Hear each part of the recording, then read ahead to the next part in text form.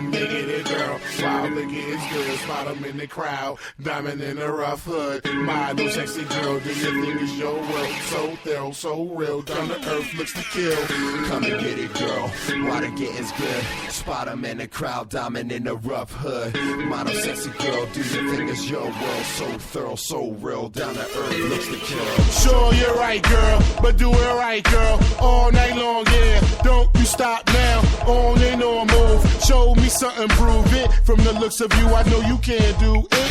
What you see, you get. Simply me, that's it. Not conceited, just molded in confidence. My 2 cents nonsense become, pay me homage. Enough respect due. This what you do. Go and get it, girl. Shake your body, world. All it together now. You know we better now. This time it's going down. Round after round till last call for alcohol. Back to dance floor. What we here for? I'm closing this door. Joe, the shirt is off the cuff. Welcome to Joe the Shirt's Off the Cuff. So good to be back. I took a little time off because I was dealing with my own personal issues, man. You know what it's like, man. Realizing you have to be an adult when you're 43 is kind of difficult. But welcome. Also, a big shout out and thank you to those of you who sent me your well wishes. You guys know who you are. You guys that wrote to me, sent me messages and well wishes and prayers and all that good shit. I thank you wholeheartedly for that. On a few of those occasions, it really did help to make my day. I know that. I know that the depression is a really, really big deal for a lot of people. And I think that one of the biggest deals that somebody that's depressed has to deal with is a couple of things. Recognizing that you're depressed and then admitting that you're depressed. And it's a difficult thing for a guy like me because typically speaking, I'm a pretty happy person overall. But like anybody that listened to my last show, Bradley Cooper and I, they may have realized that I had not even realized I was depressed. And for a pretty long time, I would have bouts of depression and really a lot of times not even know about it. But for those of you who wrote in and contacted me, thank you. Much love to all of you guys. Welcome to Joe the Shirt's Off the Cuff. Today's music is being brought to you by 2 different bands. That first song was Come and Get It Girl by IZM. That's IZM, Come and Get It Girl. I'm guessing it's a love ballad of some sort. Welcome to the new year. Now, you may be wondering about the title of today's show. I'd like to not thank you for this award. This is in reference to a recent article I read on Woody Allen. Woody Allen, who has produced about a film a year for the last, I think, 40 or so years, 30, 40 years. I mean, the guy has been just producing movies, maybe even longer, but it averages out to a movie a year, which is quite impressive. And I will say something that I believe Woody Allen, from the interview that I read with him, I think that he would agree with. And he wouldn't agree with it, but he would respect my opinion on it. I think Woody Allen movies suck donkey balls. I think they suck the biggest fucking donkey balls on the fucking planet, all right? I think they're boring. I think they're long-winded. I think they're self-serving. They're narcissistic. And especially any Woody Allen movie that Woody Allen is actually in. Oh, fuck you, Woody Allen. Okay? I do not like your films. I really just do not like your work whatsoever. And that being said, I think he would respect my opinion. And judging by the interview I read. Now, the reason I'm bringing this up is in an upcoming award ceremony, I think Directors Guild Award, I think it is, he will be awarded the Cecil B. DeMille Lifetime Achievement Award, which for most, directors out there is a big, big fucking deal. He originally planned on declining it. He said he didn't want it. The only reason he's even bothering to accept it is because one of his many time co-stars, Diane Keaton, convinced him, take the award. It'll be good for your newest movie. It'll help to like get the word out there. It's good publicity, take the award, And he decided, okay, fine, I'm going to take the award. But he's not going to be at the award ceremony.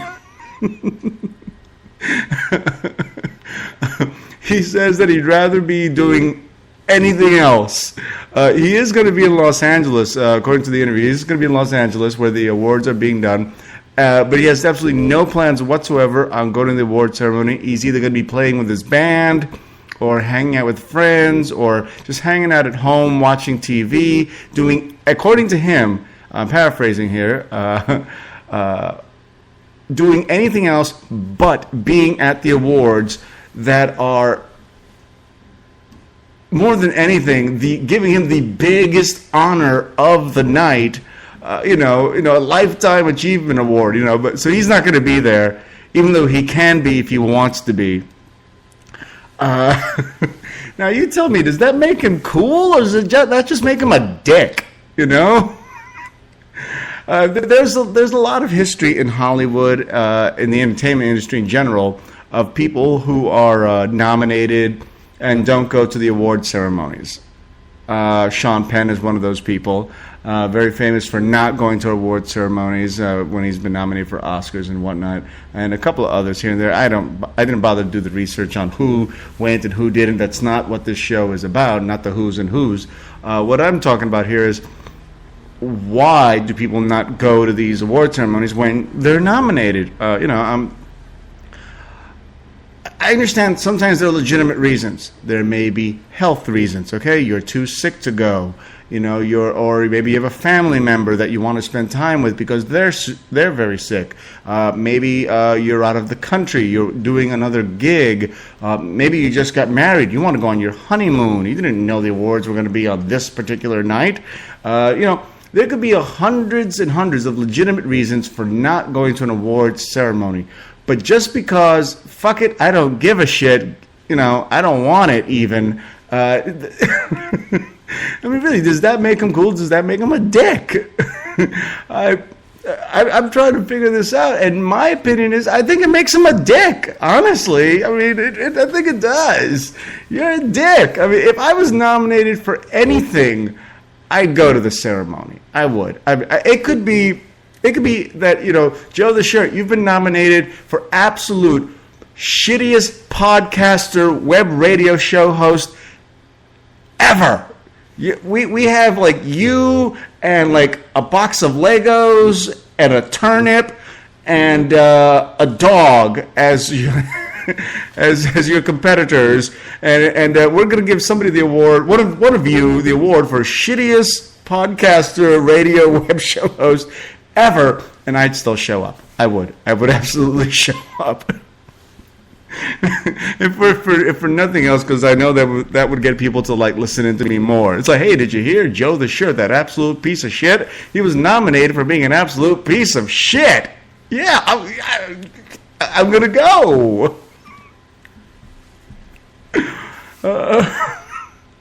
Oh my God. Woody Allen was also quoted in the article that I read that he doesn't believe that he's been an influence on anybody else's work in Hollywood, be it in movies or TV. Now, if any of you have ever watched movies or TV in the last 40 years, you have seen references and you have seen homages and even stylistic uses of Woody Allen's techniques just about everywhere. But he insists that he has not influenced anybody, he has not affected anybody, and anybody that thinks that he did is just reading into it. Again, I think that's him being a dick. Oh my God, are you shitting me? But yeah, so I'm gonna drop that subject right there. You tell me. What would you do if somebody nominated you for an award? would you go to the ceremony? Whether or not you had a good chance of winning, I mean, I'd still go. I got a free ticket, I have a +1, like, will there be an open bar? There'll be, shit, fuck, I'm going! Okay, let's do a couple of short stories before the break. Number one short story, one that I forgot about today because I went to the store today to do some shopping. I went to my local grocery store. It's actually a supermarket, and did some shopping. But then I decided, you know what? I'm not going to buy everything here because I can get this a lot cheaper over at the 99-cent store, which I did. And I get there, and I forgot that on January 1st, Los Angeles enacted a full citywide, countywide, no plastic bag ban in all of Los Angeles starting January the 1st of this year, the year of our Lord 2014. You can no longer go into any store, regardless of size, to go shopping for groceries and what have you, and, get a plastic bag. You got to bring your own bag, or you have to buy a paper bag from the store for about 10 cents each. This makes me happy because I live in West Hollywood, which was one of the very first cities here in Los Angeles to enact the no plastic bag law. Excuse me, I got to have a little drink of water here. And my buddy Craig the Ride Time Mai Tai, always used to love to tell me that you look like a complete douchebag, man. Every time we go to the store, you've got that fucking tote bag with you. And I'm like, yeah, and pretty soon you will be too. And sure enough, there you go. All of Los Angeles, including where he lives, you either bring your own bag or pay basically a 10-cent tax for every bag that you get from them. Okay, we got some firsts going on for the year. The first child to be part of the safe surrender law here in Los Angeles was brought in. Let's see, it was a newborn baby girl. Let's see, she was surrendered over at the Culver City Hospital. She was the 114th baby to be safely given up under the Safe Surrender Program, which started 13 years ago here in Los Angeles. The baby was placed in the protective custody and will be placed with families approved for adoption by the County Department of Children and Family Services. Let's see. The Safe Surrender Program allows an infant to be relinquished with no repercussions, provided the baby is no more than 3 days old and shows no signs of abuse. Wow. Okay, other first. A cyclist has become the first homicide case of the Los Angeles County. This was John Jackson, who was approaching the 10,000 block of South Main Street about 12:20 a.m. on January the 5th. That's Sunday, 12:20 a.m. January the 5th. He became the first homicide case. Odds are there's a lot of homicides out there that we don't know about, but the first official homicide case in Los Angeles. Apparently an unknown suspect approached on foot and opened fire. Wow, took till the 5th day. Honestly, I'm surprised it took that fucking long. Okay. Let's see, what else we got here? Oh, here, more local news here. 24 indicted in a Norwalk prostitution ring. Apparently, 24 street gang members and associates have been indicted on charges of conspiring to run an interstate prostitution ring. The 24 were indicted. 14 face possible life sentences because the charges against them include sex trafficking of minors and sex trafficking of violence. The arrests were made in San Diego, Arizona, and New Jersey. According to this, while serving the warrants in San Diego and Arizona, authorities seized luxury cars, flat-screen televisions, marijuana plants, and more than 50 pairs of Air Jordan shoes. 50 pairs. That's it? I got a buddy named Dre down the street that has more than 50 pairs of Air Jordans in his closet. What the fuck? That's not much. And also, the Insane Clown Posse, Detroit rappers, are suing the federal government The Insane Clown Posse sued the U.S. Justice Department on Wednesday over a 2011 FBI report that describes the rap metal duo's devoted fans, the Juggalos, as a dangerous gang, saying the designation has tarnished their fans' reputation and hurt business. Now, here's something that I didn't realize. I didn't know the Insane Clown Posse had fans. I had no idea. In any case, it's time for a break. Our next song comes from Bob Riffo with his song, Blowjob Man. I'm Joe the Shirt, I'm off the cuff, and I'll be right back.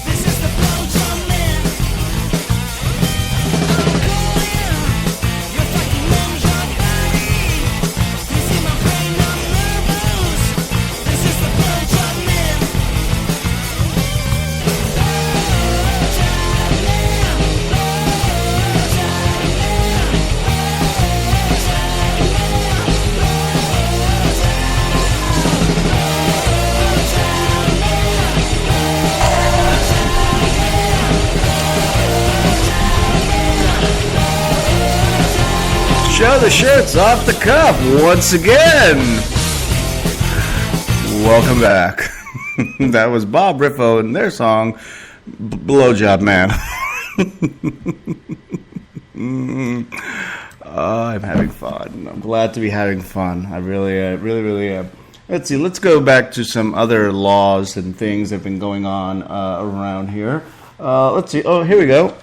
You may have heard that Colorado has become the first state where small amounts of marijuana are legally allowed and sold for recreational use. That's right. You no longer need to get a medical marijuana card in Colorado if you want to just blaze up, chill. Now get this. Now you're still not allowed to smoke in your car. You're not allowed to smoke and drive. You're not allowed to smoke in public. But if you want to just chill at home and over at your bud's house and blaze up, that's cool, man. You can do that now. Now, mind you, you still can't bring your bud with you to, say, the airport in Colorado. Denver International Airport, don't do it. Mind you, you're not going to get arrested, But if you go in there and you're going to board a flight, you got some weed on you, they're going to say, dude, bro, I know it's not cool, hate to harsh your mellow man, but you can't bring that with you. And then you have to just turn it over to the cops who are going to smoke it themselves. But that's all that happens. That's all that happens there. Now here's something that I didn't know. Right here in LA, Los Angeles International Airport, you can fly with less than 8 ounces of marijuana, just slightly less than a pound of weed. You can fly now with just less than a pound of weed if you have a legitimate medical marijuana card. Now, if they find the weed on you and they check your card, they're going to do a background check right there and then, so you and your flight may be delayed, and they're going to make sure that, it's legit and all, but you can bring up to just shy of half a pound with you and go on your flight. That's cool. That's chill.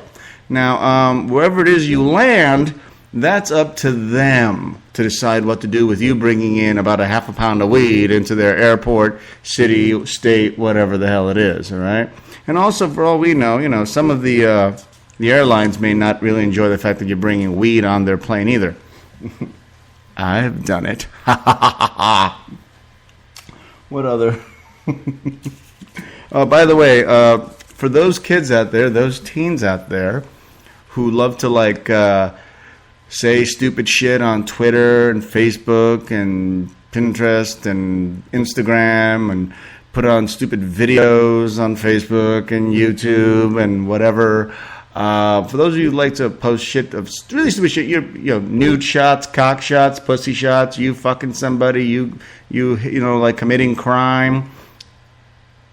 The U.S. military is now telling us that may come back to haunt you, because the U.S. military, when you apply to join, will be doing a background check on you, and yes, they will be going through your Facebook account.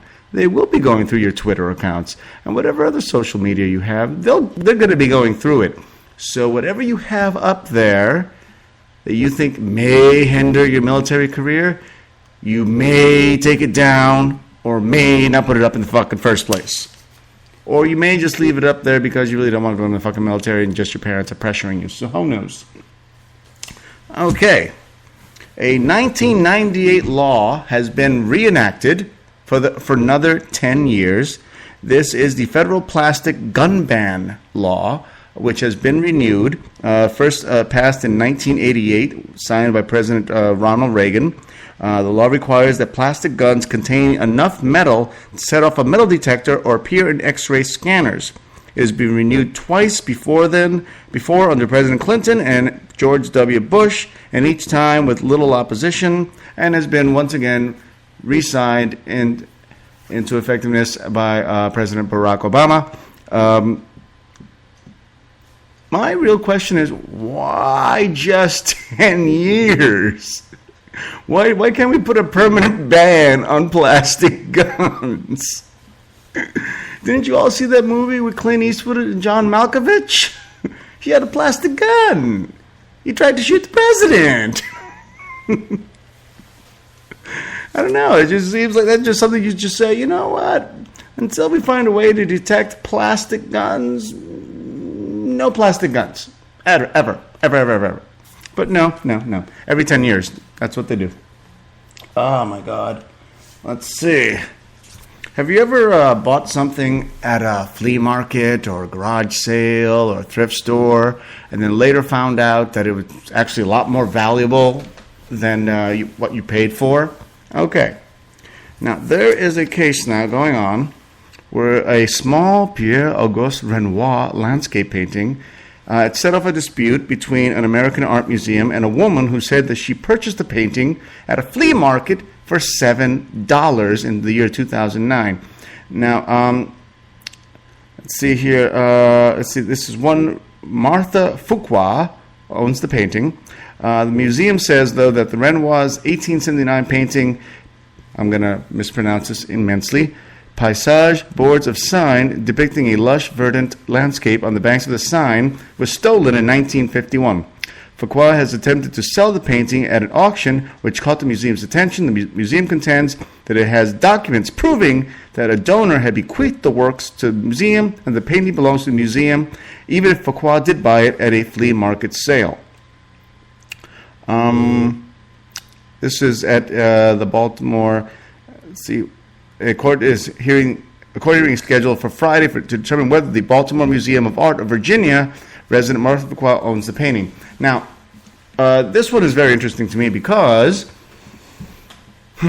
okay, here in this country, a lot of states have adopted certain laws where if you go to a legitimate place of business, be it a supermarket or, a supply store or a drugstore or a thrift store or a flea market, all legitimate businesses, and you buy something from a legitimate dealer, even if it was stolen, as long as you don't know about it, you now own it.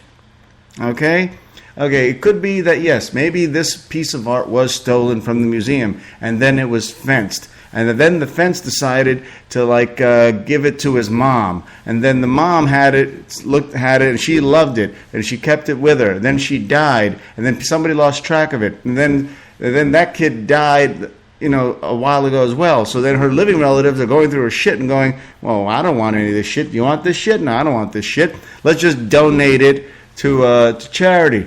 Or maybe just have a garage sale, or and then some flea market dealer goes by a garage sale, picks it up. He goes, "Hey, this is kind of cool. I'll take it." And then takes it and goes to the flea market. He goes, "Hey, lady, would you like to buy this painting?" And she goes, "Well, how much?" He goes, $10. "I'll give you $7. Deal."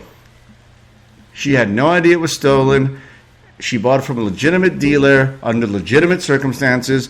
And in my opinion, I think she owns this fucking painting. Okay, now. Other laws that went into effect. I know, I got a lot of them here. If you happen to live in Oregon and you have recently given birth, you are now allowed to take your placenta home with you. This law benefits women who wish to either bury the organ in their backyard or eat it. Yeah, I'm going to leave that one alone right there.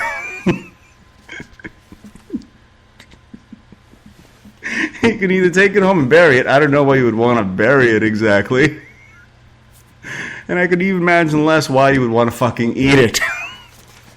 But you can. All right. Do we have any smokers out there? I love my smokers. If she smokes, she pokes. That theory has proven true more often than I can fucking tell you. But if you are a non-smoker and you're thinking to yourself, you know what, it's so great, less people are smoking, nobody's smoking as much as they used to. Here in LA, we used to have this big problem with smoking, and now nobody's allowed to smoke, nobody wants to smoke, and you're a fucking idiot because yes, they do. Now, I'll give you this much. Overall in the United States, smoking is down. It is. Let me see. Let me check out my stats here. Let's see, here in the United States, roughly 18% of adults are now smokers, which is down considerably from 1964, which lists the highest rate of smoking in the United States ever, where it was actually at 43%. Imagine that now. 4.3 people in the United States in 1964 were smokers. Now, according to this, even though overall in the United States smoking is down, even overall in the entire world, percentage-wise, smoking is down. For instance, since 1980,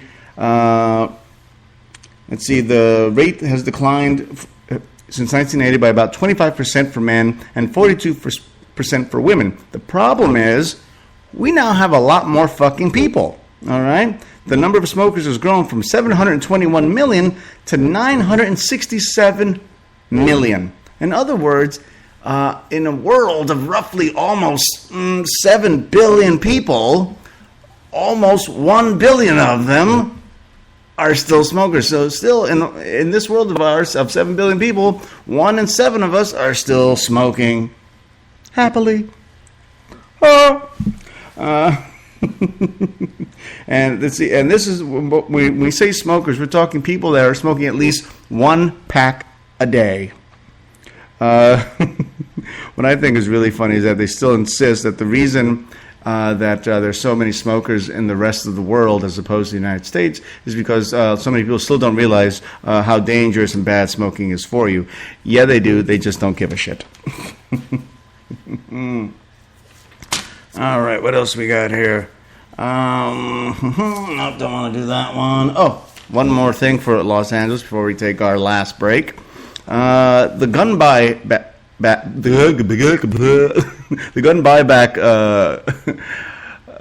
system here in Los Angeles has netted whopping 817 weapons. The gun buyback program has been going on here since God knows how fucking long. Mayor Eric Garcetti and LAPD Chief Charlie Beck have announced that 817 firearms were collected during the city's gun buyback program on December 14th. Police collected 387 handguns, 268 rifles, 131 shotguns, and 31 assault weapons in locations in central Los Angeles, Wilmington, and Van Nuys. Which is about a drop in the fucking bucket. Overall, let's see. Oh, by the way, let's see. A few weeks ago, a judge ruled that it was probably illegal for the NSA to collect all that surveillance on United States citizens over their phones and internet. According to this, the bulk collection of American phone records is probably unconstitutional, he says. Probably. He also cites that most likely probably will be nothing will be done about it. And with that, we're going to take our last break with IZM's next song, Can't Fuck With That. That's right, Can't Fuck With That. I'm Joe the Shirt, I'm off the cuff, and I will be right back.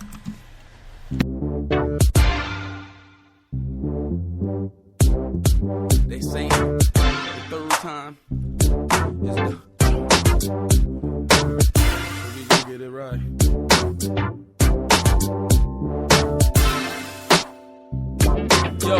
Yo, and the story goes a little something like this. A man in this music producing these hits. Units, yeah, we moving them quick. Doing this shit. You other rappers mad, heard a few of them quit. Joe P's got something up your sleeve. Believe we got some hot shit, this my expertise. You didn't get hurt, please stop joking. This ain't chronic, I'm not joking. Confiscate the weed and let the cops smoke it. Blow it away, and when we finish up in Dago, it's a show in the bay. Okay, we have to mopay. Get in the way, no Mr. Nice Guy, different display, inflict him with pain. Boy, give it to him raw, fuck, hit him in the jaw, the shit is bigger than before. Man, you suckers ain't messing with this. Consecutive chips, I bet he was pissed. We can settle it quick. Y'all can't fuck with that. Beats pounding, streets crowded, Yo, what's up in the back? We gon' test this track. young cast expert, and we come to attack. Motherfucker, Y'all can't fuck with that. face lumping. That's right. Get put on your Y'all back. can't fuck with that on Joe the Shirt's Off the Cuff. Y'all can't fuck with that by IZM. Before we continue with today's story, I wanted to give a couple of quick shout outs to my pals out there. My pals Dave and Mary, who recently had their second child. Congrats. 7 pounds, I believe 8 ounces. I lost on the over-under on that one. So, I lost a little cash on that. Thought that kid was going to be heavier. And a big shout out to my friend Chef Brendan Collins, who got picked up to do a TV show on MTV where he will be teaching, mentoring young chefs on a weekly docudrama reality show kind of deal. Much mad props to him. He's an excellent chef. Complete asshole, but I love the man because he's just so entertaining. And I mean, if you want to see what chefs are really like, you got to watch this guy on MTV. I think the show airs March 31st. Check it out. I think it's called Food for Life or something along those lines. But I'll get more info on that for you. And much props also to my other chef friend. I actually have way too many chef friends these days. My buddy Wesley Avila, his Gorilla Tacos. I went to Gorilla Tacos on Wednesday. Okay, that was the one New Year's resolution I made myself, that I would finally make it to Gorilla Tacos. I've been talking about it for the last year, but his downtown location is a pain in the ass to get to, so I refused to go there. I tried twice and I got lost, and so I'm not doing that. So I went over to the Culver City location, which is just like a 20-minute drive from where I live, and I get there, and they weren't there because he's on vacation. But I'm going to try again next week. I am. I'm going to try that again. Let's see. A Montana woman admits to pushing her husband off a cliff. After a 4-day trial, Jordan Lynn Graham admits to pushing her husband off a cliff,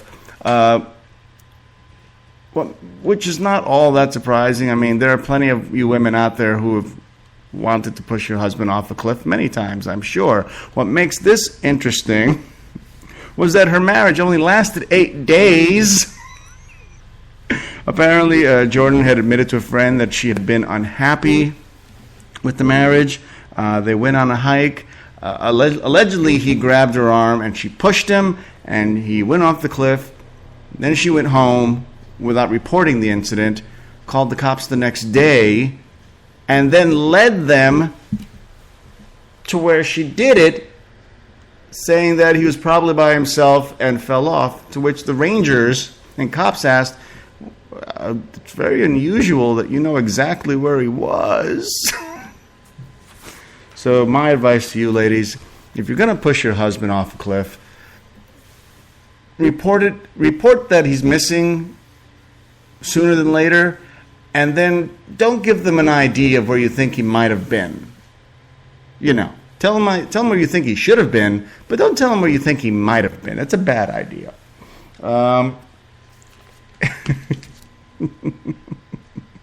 Woody Allen's still an asshole. Among other new laws here in the California area, state officials, this is in Seattle, excuse me.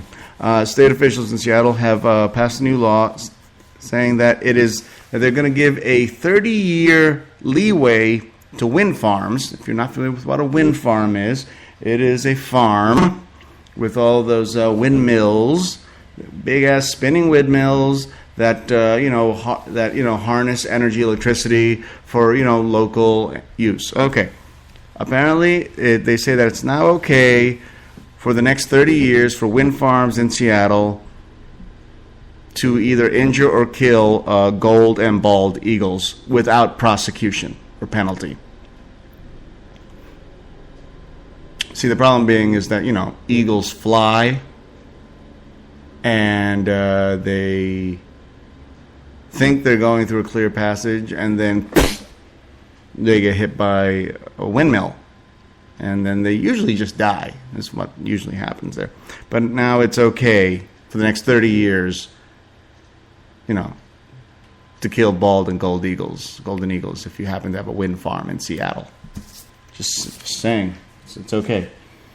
Here's one for you. This one I love. This is I love it for the grotesqueness of it.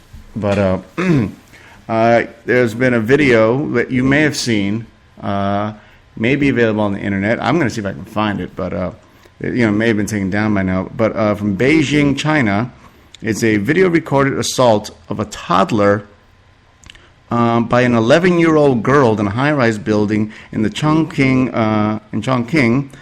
Apparently, the boy was snatched by the girl in the building's elevator, November 27th, as the boy's grandmother tried to maneuver his tricycle out of the elevator. Closed-circuit television showed the girl, her hair in pigtails and wearing a backpack, throwing the boy repeatedly onto the floor and kicking him. The 18-month-old later either fell or was quote unquote fell or was thrown from the girl's 25th floor balcony. 25th floor balcony. Amazingly enough, the toddler survived the fall, which was broken by in the bushes in the lawn. The boy's father, says that he has awoken from his coma. The girl, identified only by her surname, Lee. Well, there's a fucking surprise. Chinese kid named Lee. Told her parents that she had attacked the boy because he had made angry faces at her. Ooh, what a little son of a bitch. Quote, she wanted him to smile at her and be friendly to her, her father said. He said that his daughter loved small animals and children, but again, quote, but her ways of expressing herself have a problem, end quote. Really? You think, Daddy-O? You think she has a problem? Oh my God. The girl has not been charged criminally because she's under 14, which is the legal age to be prosecuted in China. So my recommendation out there for you guys out there who are, tweens, 13 years old, whatever, go.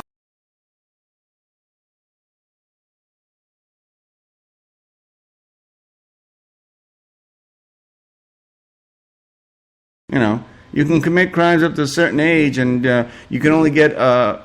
Actually, no, though. There you get a maximum sentence of 3 years for murder. So yeah, but in China, you can do whatever the fuck you want until you're 14. Shit, deal drugs, run a prostitution ring, beat up a 2-year-old. The girl has not been charged, but because of her legal age. But the boy's family, however, is reported to be suing her family for $50,000. Seems a tad low, don't you think?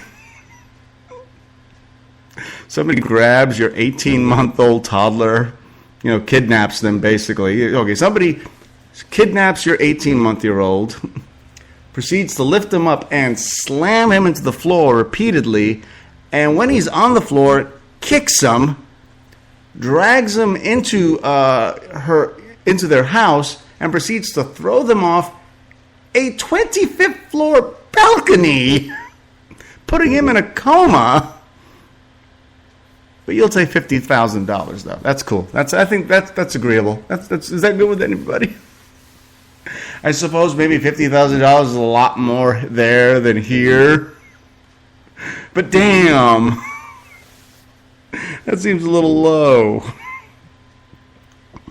Neighbors told Chinese media that the girl had pinched small children in the past, and classmates were quoted as saying that she had told them she wanted to put a baby in a bag and throw it downstairs.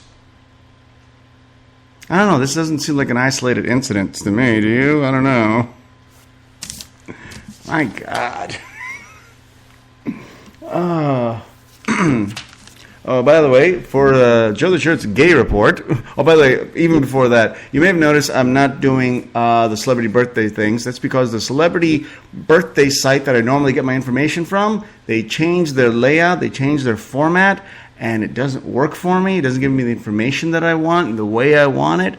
And until I find a site that does work for me, or maybe they, change it back to the format that I like, there's a good chance I'm not going to be doing celebrity birthdays for a little bit. I know some of you are thinking, damn it, fuck it all to hell.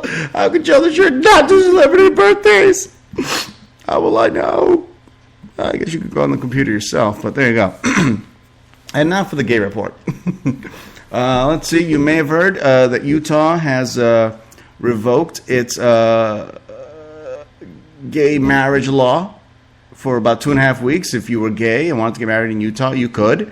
Now the ban is back in place, leaving about 1,000 or so gay couples out there, flailing in the wind because they don't know what their rights are anymore. Do they have any rights? Can they get insurance? Are my kids now your kids? Who knows? They don't know anymore. Also, Italy continues to ignore the fact that there are gays. See, that's the thing. It's not that Italy has laws against gays. It's actually that they don't acknowledge that gays exist. They just ignore the problem completely. They're like, I don't know what you're talking about. What gays? What cocksuckers? Where? What? Women eating pussy? No, not around here. No. We all fuck. We all fuck with chicks. Guys fuck chicks. Chicks fuck dudes. That's the way it fucking goes. All right. The Pope said so. All right, the Pope said that's the only way it works, and if the Pope says it, it's true. There's no cocksucking by guys on guys, and there's no pussy eating by chicks on chicks. That doesn't happen, ever. And of course, you may have heard that in India, it is now completely illegal to be gay. Illegal. Can't be gay. Can't happen. You're not allowed. You'll get arrested for that. Oh my God. I wish they'd leave this one alone. Just let people be happy. Let them be gay. I mean, let them be gay. Why not let them be gay? And I just don't see the problem here. I just refuse to see the problem here. What do you care? And what else? And